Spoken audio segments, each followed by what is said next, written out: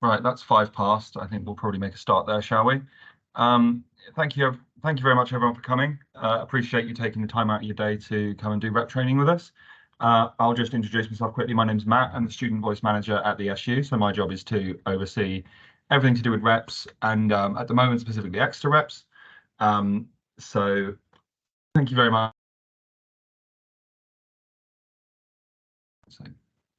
I think I lost connection briefly there. What I was saying is thank you very much for signing up to be reps this year. Really appreciate you taking this time to help your cohorts and make the student experience better for everyone, and that is a large purpose of your role. So just a big thank you from all of us. I'll just quickly go into, oh, that's an introduction. Just quickly go over a couple of ground rules here today. Please make sure to obviously be respectful, let everyone have a chance to speak should they want to. There's no such thing as a silly question, so if you do have any questions, please just pop your hand up in the chat and I will get to you. So there'll be a couple of points throughout the session where we can sort of ask and answer questions. So I'll get to you at those points. And if you'd rather not ask a question in front of everyone else, that's fine as well. You can pop me a message in the chat after the end of the session, and I can get back to you either email, or you can always pop into the office or email me. So we got a little bit of a plan for the day. We're going to go in this order, probably through a quick bit of info about what the SU is, what we do, what the role of a course rep is, what's expected of you, important useful contacts, and then information about gathering feedback, closing the feedback loop, and then stuff that isn't in your job role as well, just to make sure that you guys are doing the things that you need to be doing, but not putting too much time into stuff that isn't really that useful for you as reps.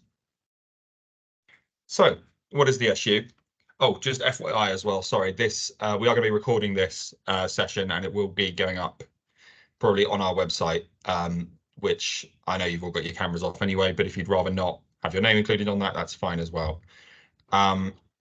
So what is the SU? The Students' Union is effectively any work of students coming together to work collectively in the interest of students.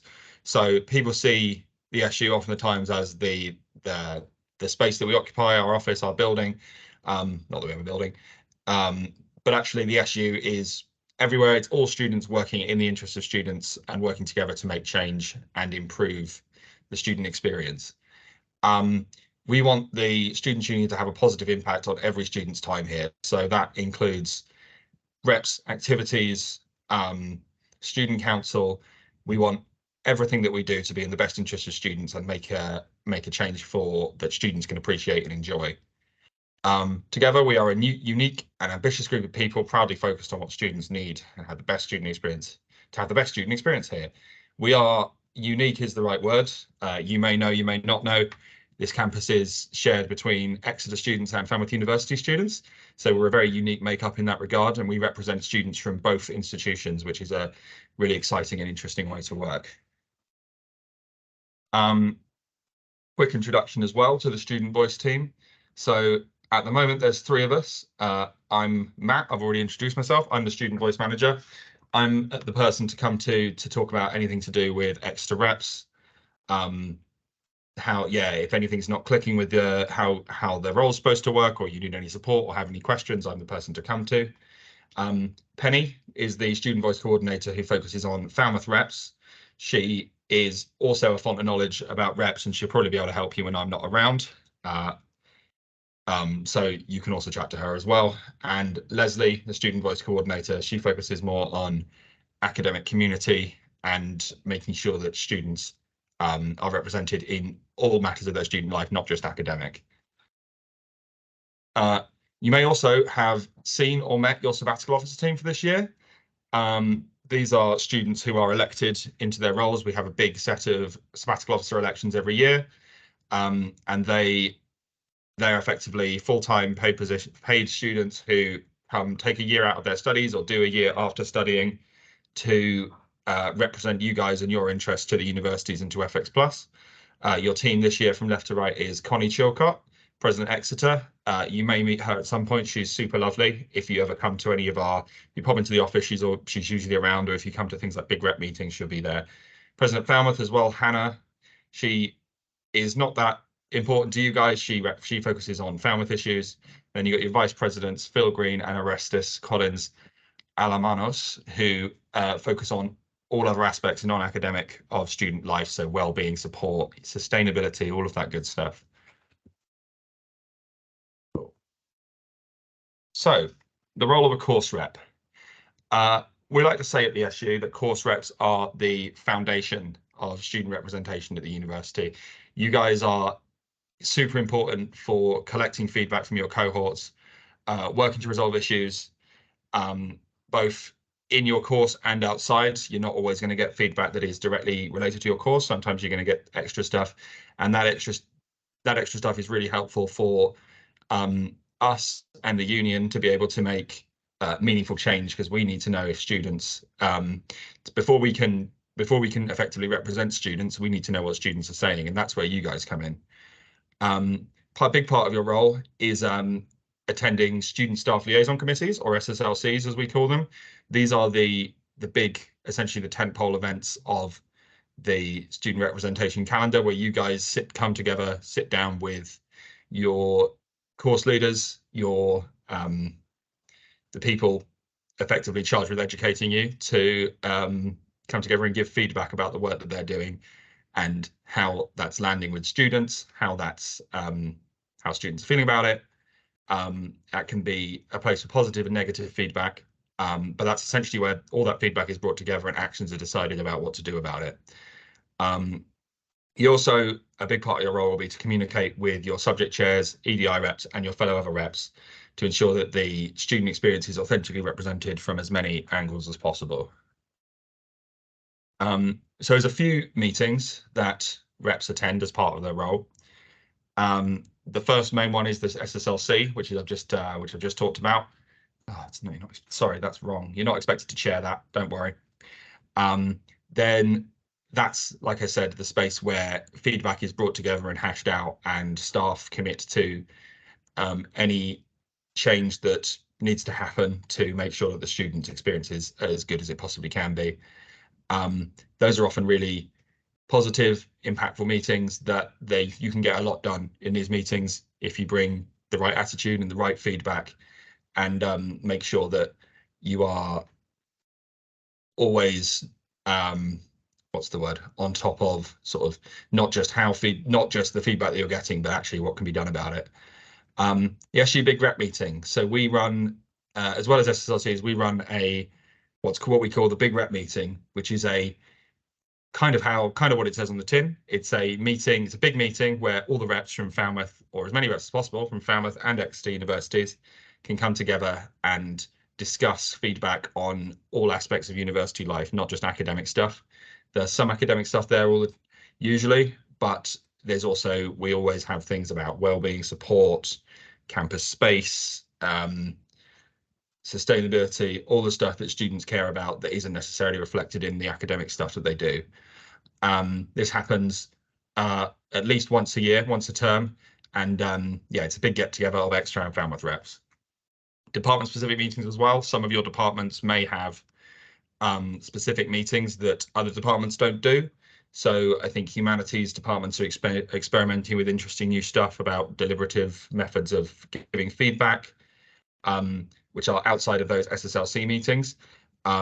It's always worth it to look out for communications from your department about that, because they're going to be running those independently.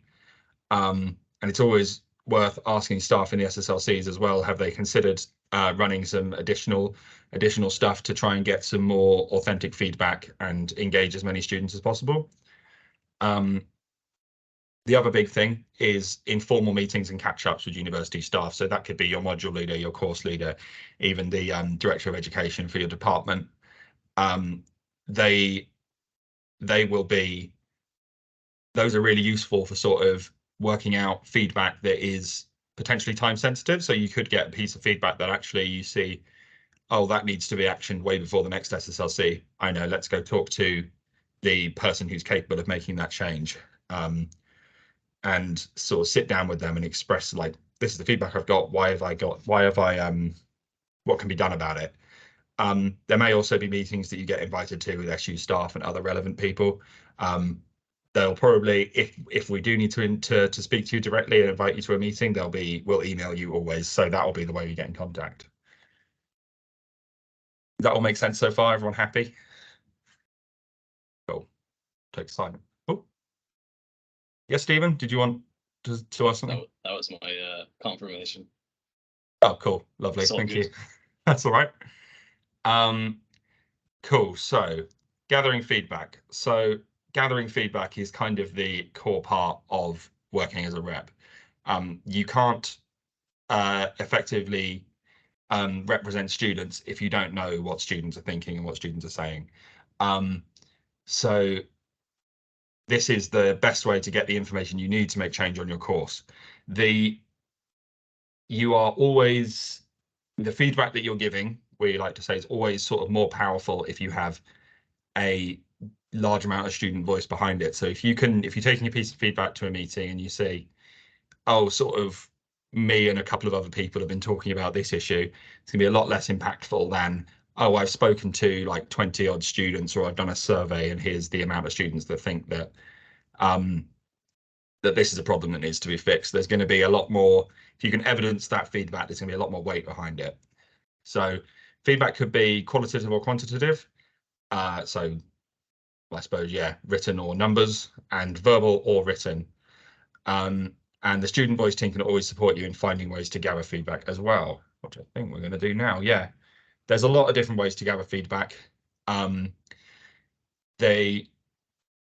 Typically, a lot of people like to do group chats. So a lot of courses have group chats set up already, either on WhatsApp, Facebook, or in Teams as well. You're probably able to access and speak to the other people on your course and on your modules via Microsoft Teams. If you can't already, you can set up a group chat pretty easily doing that. Lecture shout outs. You can ask, if you feel comfortable with doing this, you can ask your lecturers and your course leaders if you can have sort of 5 minutes at the beginning of end of a lecture to introduce yourself to your cohort and say, if anyone has any feedback, I'll be hanging around after the lecture for a little bit if you want to chat. You can also create surveys. So we like to use Microsoft Forms for surveys a lot of the time, for sort of informal surveys. That's a really powerful, really useful tool. It generates you a report automatically if you want to show the results as well, which is really, really useful. Notice boards. Some departments have notice boards. Actually, a lot of them will have notice boards around the campus. If you prefer to have, say, physical media put up to talk about, come to so-and-so if you want feedback, you can have a QR code on there to take you to a survey or a website where they can deliver feedback. Just make sure that you ask your department before you put stuff up, because otherwise it will probably just get taken straight down again if it's not been approved. Catch-ups, you can schedule in catch-ups that you can and communicate those dates to your course, where if you want to, say, book a room to sit down for sort of you and your fellow reps on the course to sit down and meet with other students, we're more than happy to do that. You just got to give us an email. And emails as well. Emails are realistically the main way that you're going to be communicating, especially with your university through your whole academic career. There are ways of sort of doing mass emails, which can't remember off the top of my head, I'm very sorry.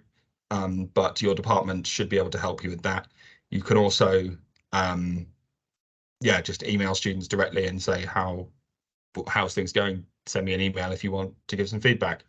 This is obviously not an exhaustive list of ways to try and gather feedback from your cohort. Please don't be afraid to try things out. Don't just stick to this. Be creative. We love it when students are creative and come up with great new ways. And if that does work, tell us about it so we can tell other people that we can share good practice with the other students and make being a rep more impactful and more interesting. Cool. How to present feedback effectively. So it's all very good just going out there and gathering feedback and sort of sticking it, taking sort of stuff that people have written or said to you and sticking it in a document and bringing it to bringing it to a SSLC. But it's to make that feedback potentially more impactful. We suggest using what we call the ABCDE of feedback, which is, as you can see on the screen, accurate and appropriate, balanced, constructive, depersonalized, and evidenced. So accurate and appropriate, obviously, it's important that the feedback that you're sharing is accurate to the experiences of the students, and that it's appropriate to share in that space. So we'll go over in a little bit what feedback is appropriate for the SSLC and what feedback is more suited for other avenues. But obviously, if the feedback that you're sharing isn't accurate, the outcomes of that feedback aren't going to be accurate and useful either. Balanced, seek to understand the experiences of students from different backgrounds and try different approaches to enable all students to feel comfortable in sharing their views. So a big part of it's really important that you are representing as many students as possible, not just from sort of the groups that you are frequenting. I know it can be tempting to sort of just chat to your friends and see what they're saying about what's happening, but that may not be reflective of the experiences of all students. We really encourage you to go and speak to students from as many groups as possible. So international students, students of colour, LGBT students, see what they feel about the content of the course and the way the course is running, because they may have a very different perspective to you, if you're not a member of one of those groups, and be sure to incorporate that into the feedback that you're giving. Constructive, so seek to understand what is working as well as what isn't working. I sit in a lot of meetings with sort of university staff and academics, and they often talk about how SSLCs can turn into a bit of a whinge fest, and it's not a very nice space to be. And obviously, part of that is they need to learn to take criticism. Some people take criticism better than others, but some of it is we need to remember that there is often good stuff going on courses, and if they're not told that what they're doing is good, they've got no reason to understand that it's good and to keep doing it. So remember that when stuff is working well and people are enjoying the course and appreciating the work that the staff are putting in, that is communicated back to them. It's also going to make them appreciate negative feedback more if you can structure your feedback in a way where potentially you have some good feedback followed by some not so good feedback. They're not in that situation, they're not going to come away feeling personally attacked, maybe. I don't know, some people might. It's also worth it to, if you're coming to these spaces, don't just ask your students for your cohorts and come with feedback of everything that's bad. Try and work with the students and with yourselves to come up with ways that maybe those things can be improved.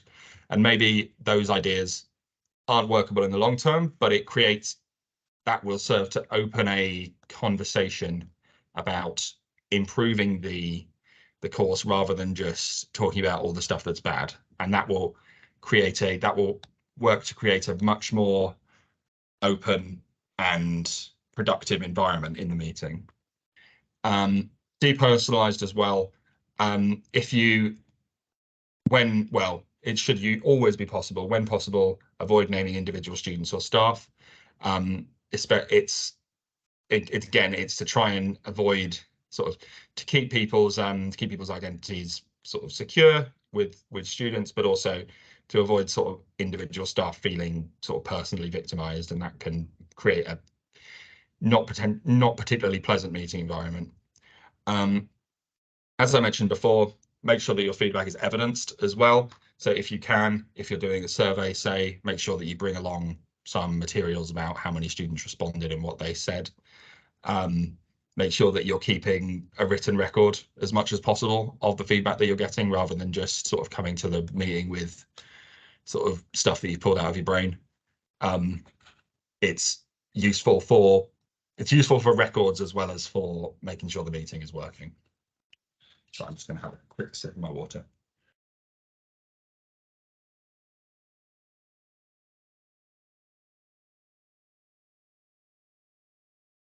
Cool.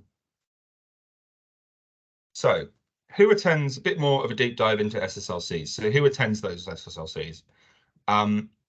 You do, obviously, course reps. Your main role there is to deliver the feedback from your area of the course, from the modules that you're doing and from the students that you've spoken to. The subject chair, who is also a rep, a student like you, who has been elected by the other students on their course to chair that space effectively and to hold space in the meeting and make sure that it remains sort of student focused and student led. If you haven't met your subject chair yet, we can help to put you in contact. That information should be on our website soon, and we'll make sure that you're able to introduce yourselves. Some courses have EDI reps as well. Those are reps that focus entirely on, well, on academic stuff, but with a focus on EDI, so equality, diversity, and inclusion. They're going to be really useful contacts if, say, you have a question from a student, for example, or feedback from a student about how sort of say about diversity in the curriculum, something like that. But it is important. They'll probably be talking a lot more with staff about that specifically, so they'll know who to go to. But also, if you are, it's important to remember that it's just because we have EDI reps, it doesn't mean that it's EDI is only their focus. EDI should be everyone's focus. We should all be thinking about how we can make our academic spaces more inclusive. So if you are getting feedback like that, don't be afraid to put it on the agenda in the SSLC and speak to it, because it is important always. The academic staff from your course will be there, so all the module leaders, all the course staff, and the Director of Education and Student Experience will also be in the meeting for your department. We abbreviate that to DESE, so it's down at the bottom there, DESE. They essentially will be heading up the kind of what it says on the tin, really. They direct education and student experience, so they're the sort of top dog to be able to go to on your course and realistically pull all the levers for making change, or as quite a lot of them. Your SSLC may have other reps as well, including employability reps, study abroad reps, and placement reps. They kind of do what they say on the tin. They focus on the students who are doing courses or focus on employability on the course, and students are doing study abroad years and placement years, and how they're supported through that. A standard agenda is provided by the Ds and the subject chair, and minute taking is provided by a member of the student voice and change team, who you may have received communications from already. Cool. How the meeting works, so the process. So before the meeting, really encourage you'll be sent an agenda before the meeting. I would encourage you to read that agenda, become acquainted with what's on it, make sure that you know when you're supposed to speak and what you're supposed to speak about, and if there is feedback on there that might be similar to what you're putting forward as well, make a note of that and you can maybe jump on that conversation. Read the action plan from the previous meeting, make sure that you have done any actions that might have been assigned to you, and prepare any feedback that you've gathered. So yeah, like take some written notes, take some, if you've done surveys or quantitative stuff, take some graphs, take some tables. Those are always really useful for evidencing. During the meeting, make sure when you are given space to talk, keep track of time and make sure you're not overrunning your segment. When you get the agenda, you'll be able to see that there is a timed aspect to the agenda. So there'll be sort of a number of minutes allocated for speaking on each specific topic. Sometimes you'll go over that. Sometimes that's inevitable, especially if it opens up like sort of a larger can of worms in the conversation. But try to stick to that amount of time as much as possible. Make sure you're making notes as well on stuff that on things that have been fed back to you from the department, any actions you're given as well, so that you are able to share that with your course. After the meeting, follow up on any actions that have been assigned to you. Check in with your classmates, make sure that they understand what's been discussed, and update your cohort on any process with actions. So What should be covered at the SSLC? So I mentioned earlier that there are certain things that can be actioned and changed in an SSLC. There are also other things that can't. So this is the main stuff that should be and will be talked about in the SSLC. So the first one is obviously teaching, including any good practice that you're seeing from teachers and from academics, and the program and module evaluation as well. Organization and management, including timetabling and facility and administration processes. That can be a real headache a lot of the time. A lot of people are going to end up with, some people might end up with really naff timetables where they're sort of, it's making it really difficult for them to say, do sort of part-time work in the meantime or something like that. So if you have like a whole day on campus with like one lecture at the beginning and one lecture at the end, it can become really, really difficult. Learning resources, so that's including the library and IT and teaching and anything that's put up on Ellie, etc. Employability and personal development as well. Outcomes of student evaluations, e.g. Accelerate and NSS. NSS are going to be, that may be discussed in your first SSLC coming up. The NSS results came out over summer. They're always, especially later on in the year, there'll be a lot of especially for third years, talk about fill in the NSS, please. They are really keen for students to do that. Another thing, barriers to access and learning. So accessibility and other diversity and inclusion issues related to affecting particular groups within the subject cohort. So like I mentioned earlier, anything, say lectures are taking place in a building or lecture theatre that isn't necessarily accessible and is making it difficult for sort of students with disability or access needs to access them. Say if, or diversity issues, that could be something like, there's been a lot of talk over the past decade or so in higher education about decolonizing the curriculum and making sure that voices from not just white people are being considered in higher education and in learning. So there might be cases where the teaching material or the resources being studied could be more diverse and there could be more voices in there. That's a huge thing that can go to SSLCs and it's really important for it. Any program developments, any updates on those, really useful for them to get the course to get feedback on that so that they know what's going well and what isn't. Assessment and feedback, personal tutoring, anything that's happening in your department or outside your department that are student-led projects and events. So we have students putting on events all the time. Some departments have societies connected to them that will be putting on events and we'll want to share that with you. And the effectiveness of the SSLC itself. So, and any reactions of the university or the union in response to those the feedback that they're getting. So if you're seeing a lot of feedback come through the SSLC and not a lot done about it, make sure that's clear. Make sure that they are being held to account in that regard. So there's a few things that aren't appropriate to be covered at the SSLC.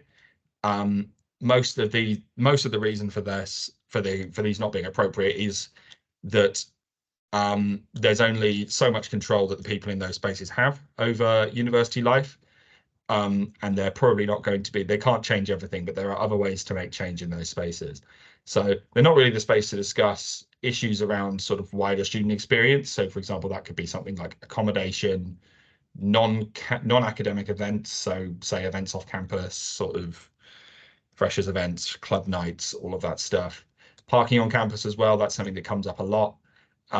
We always hear that parking is too expensive on campus and there's always someone trying to do something about it, but the person who can do something about it is not your module leader, so they're probably not going to be very helpful. Time sensitive issues as well, so you may get stuff that is, as I mentioned earlier, pretty urgent. For example, if there's an issue, say half the course can't access the resources for an assessment on Ellie or something like that, that needs to be done, that needs to be sorted ASAP. So I would if you are getting feedback like that, make sure that your course leader and module leader know about it before the next SSLC, just so that they're able to action it as quickly as possible. Where to take other feedback? So there's a few places you can take other feedback. The second one I just mentioned, which is informal meetings with course staff. So if, like I said, drop them an email, see if you can book a quick chat, drop in their office hours as well, and chat to them about any issues. But we also, one of the primary functions of the SU, as I mentioned earlier, is to have a positive impact and on all students' experiences. One of the ways we do that is by making change to support students. We have a group of elected students who are effectively who take time aside and to campaign on issues that affect students. So we have and that's all aspects of student life. So for example, if you think that the parking is too expensive, you can feedback to a tool we have called Make a Change, which is effectively a way for students to put forward issues for discussion and debate by our student council, who will then, should they feel it's worthwhile for something to be done about it, which hopefully it will be, they will take time, and there'll be funding as well for campaigning and to campaign on those issues. That could be, you can put forward any issue you like about that. That's anything related to student life. So I think, for example, on there at the moment, we've got a Make a Change for like sleeping pods on campus, which I think would be pretty cool. You can also come into the SU at any time and discuss non-academic feedback with your sabbatical officer team or with the student voice team, so me and the other people that I mentioned before. Oof, gosh, it's a long one. How to be effective in meetings. So the main cause for this is that we want you guys to be as effective as possible, and one of the ways to do that is by being effective in those meetings and ensuring that those meetings are a good use of your time and a good use of everyone else's time. The academics and staff have taken time out of their day to sit down, and they are going to be much more receptive to feedback if you guys are, for example, being punctual, coming prepared, and staying engaged throughout the meeting, and knowing that you guys are being professional and coming to this space in good faith to work out issues as a whole campus community, not just as students. So first thing is be punctual. This sounds obvious, but arrive on time and log into virtual meetings promptly.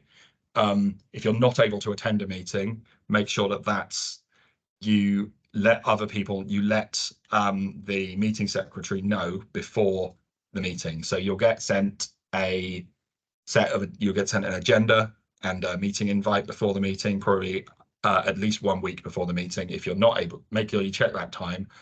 And if you're not able to make it, let them know before that time, just so that they know you're not going to be there. You can also send any feedback that you've got that you want talked about to them, and they may be able to do it in your absence. Come prepared as well. Make sure, I keep saying this, but make sure that you review any material or agendas beforehand so that you can contribute meaningfully to the discussion. Stay engaged, actively participate and show interest in the discussion. Avoid multitasking, so like checking your emails or reading, I don't know, research papers or something, or engaging in unrelated activities. So obviously, like, don't look at Twitter on your phone or whatever during the meeting. That sort of comes in as well. Respect others' time, keep your contributions concise and to the point, and don't monopolize the conversation. Listen actively. So on the other way of this, pay attention to what others are saying. This helps you avoid repetition, as they may be giving feedback that is actually relevant to what you want to say, and you can jump in on there. And show respect to their input as well. Don't sort of sit there rolling your eyes if you don't agree with something. In larger meetings as well, make sure you raise your hand. Some of these meetings can be quite large. Raise your hand when someone else is speaking to indicate that you'd like to respond. Wait your turn. Avoid interrupting others. That kind of comes under the same thing. Be constructive. If you have criticisms or disagreements, express them in a constructive manner. Avoid being overly negative or confrontational. summarize and clarify. So especially if you have been talking if there has been quite a long conversation about something, make sure that the key points of the topic are summarized. That will ensure that everyone's on the same page, and then it'll be easier for minutes as well. Participate positively, encourage and acknowledge others' ideas, and avoid being dismissive or critical. Manage time, so stick to your allotted time as much as possible. If more time is needed, suggest scheduling a follow-up discussion, and stay open-minded. Be willing to consider that there may be ideas and approaches that differ from your own, and there also may be reasons, like say if you bring a suggestion for change, there may be reasons that can't be done. Perhaps it's been tried before and didn't work, things like that. So be open-minded about that, but also do question that as well. If they say it can't work, everyone in this meeting needs to be open-minded, not just you guys. Cool. So key contacts. So there are a few key contacts that will be helpful for you in your role. We've put Connie at the top there. She's often in touch over things like social media and stuff. So if you don't follow the president on Instagram, that's a good account to follow for updates. Your subject chair, that's potentially one of the most important people to know. Like I said, they will be on the Find My Rep page. If they're not already up there, they'll be up there soon. And you can get in touch with them from there. Other course reps in your SSLC, it's really useful to know who they are so that you guys can collaborate and come together and discuss. For example, if you're all seeing similar feedback, that's really valuable knowledge to be able to have going into an SSLC. Your Director of Education and Student Experience. So like I said, your Ds, they're a very important person to know, almost the person to know, I suppose, for the course. As well as any other course staff that you're frequently interacting with.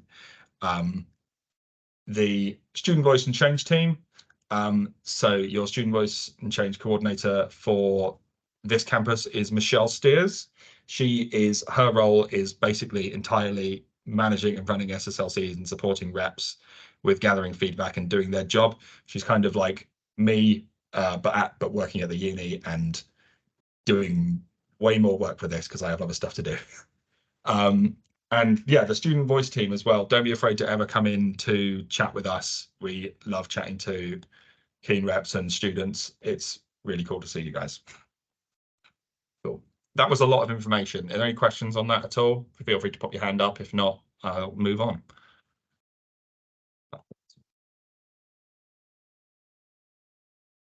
Lovely. Cool. So, action plans. This is another important part of the process. So after the SSLC, the Student Voice and Change team will fill out and issue an action plan to everyone. This will include all the topics that have arisen in the SSLC, who raised them, and any actions or tasks that have come out of it, which need to be done before the next meeting. These are a really good way to track progress of an issue and ensure that you can feed back to students about where issues are at. The SSLC action plan also contains a register so that attendance can be tracked as well. That brings us on to closing the feedback loop. So it is incredibly, in all caps, important that after every meeting, you let your course mates know what feedback was discussed at the meeting and how staff intend to respond to the feedback, or what actions were agreed. So the best way to do this is to essentially do this in the same way that you gathered that feedback. So that might not always be possible if students have spoken to you face to face and then you can't find them again. But for example, if you got that feedback in a course group chat, like a WhatsApp chat or Facebook or Teams, you can just pop an update in there saying, "Hi everyone, SSLC happened." Oh, it says SSLG there, apologies. SSLC just happened. Here's what was discussed. Here's any updates. Here's some actions that have been taken and what's going to be changed. You can also, again, ask to speak about the SSLC back at the start or the end of a lecture, or share that feedback in email. Or if you have notice boards going up, you can pop it up on those notice boards and let people see it in person. If students don't, the key thing with this is that if students don't know how staff intend to make change, they can't then hold them accountable to that change. So if you're seeing the same feedback brought throughout the year, clearly nothing's been done about it, but students need to know that something's planned to be done about it so that they can say what's happened with this, and that you know to chase those staff up on those issues. Cool. This is, I think, the last little bit of it. Thank you for being so patient and sitting there, guys. It's really appreciate it. The last little bit is a little bit on what is and isn't your job. Well, what isn't your job as a rep? Because there's a lot, we've talked a lot about what you are supposed to do. We haven't talked enough really about what you may get that actually it's not really your job. So first thing is student disciplinaries. So students there are student disciplinaries. Sometimes students do go against do sometimes break the codes of conduct that the university set out. If you don't know that your university has a code of conduct, by the way, worth looking at. There's some, it's interesting. It's mostly common sense, but you can, a lot of the time that'll be stuff like sort of cheating in examinations and things, plagiarism, all of that stuff. If you get students coming to you panicked about, oh my God, I've got a student disciplinary, what do I do? That's not your space to advise them. If they want any support with that, the SU has an advice team that can advise them. All of that information is on our website, so I would encourage them to go there. Claims of harassment or bullying, that could be either from a fellow student or from university staff. It thankfully doesn't happen much, but it does happen. Student support services and the Speak Out tool are the peer places to go there. So obviously student support services are in the annex on Tremoe House, next to where the Chapel Lecture Theatre is. They also have pop-ups in the library sort of every day. The Speak Out tool as well is a really useful tool for letting the university know that these things have happened, and it does get read and it does get actioned. That's also available on our website. Complaints, again, students might want to make complaints about their course or the conduct of staff, or that maybe a disciplinary's not gone the way they want, something like that. The university has a complaints policy that they should see, but also, again, that's something for our advice service. And any personal problems as well.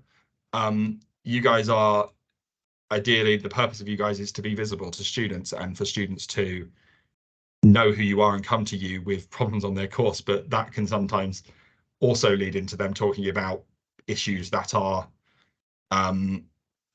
not appropriate. For example, if they're having trouble with mental health or loneliness or something like that. You guys aren't trained support workers, you're not therapists. Please encourage them to go directly to the student support services. We don't want people putting a huge amount of sort of emotional strain or emotional labor on you guys, because that's not fair on you. And it can be, I know for a lot of people, myself included, if someone's coming to you with something like that, it can be like your instinct to try and help them directly, but you'll often be helping them way more by guiding them towards the support services you can actually help them. I think that's the end. It is. Lovely. Any questions on that, guys? If not, I'll happily let you go 10 minutes early. We've kept good to time. Awesome. I think I'll take silence as golden. Amazing. Thank you so much for coming, everyone. It was really great to, thank you for sitting there so patiently for 45, 48 minutes. One last thing, we have obviously this is an online session, so we aren't able to give you them in person, but we do have a set of special lanyards for reps for any who would like them. The idea is obviously that you sort of wear those in your lectures, etc. if you want to, and it makes you more identifiable. You don't have to wear them all the time, obviously. It's really important that you guys aren't on call 24/7. That's not what you're here to do. You're here to put in the time that you feel you can contribute. But if you would like to come in and just chat to us and grab a lanyard or any other freebies that we've got going in the office, just pop into the office. We are based right opposite the Stannery. If you haven't been in already, we have a big colourful mural outside, and we are up the stairs behind that. So if you ever want to just pop in to say hi or to pick up a lanyard, please do. You're more than welcome. So thank you very much, guys. It's really nice to see you. I will let you go now and have a good rest of your day. Thanks very much. Thanks, man.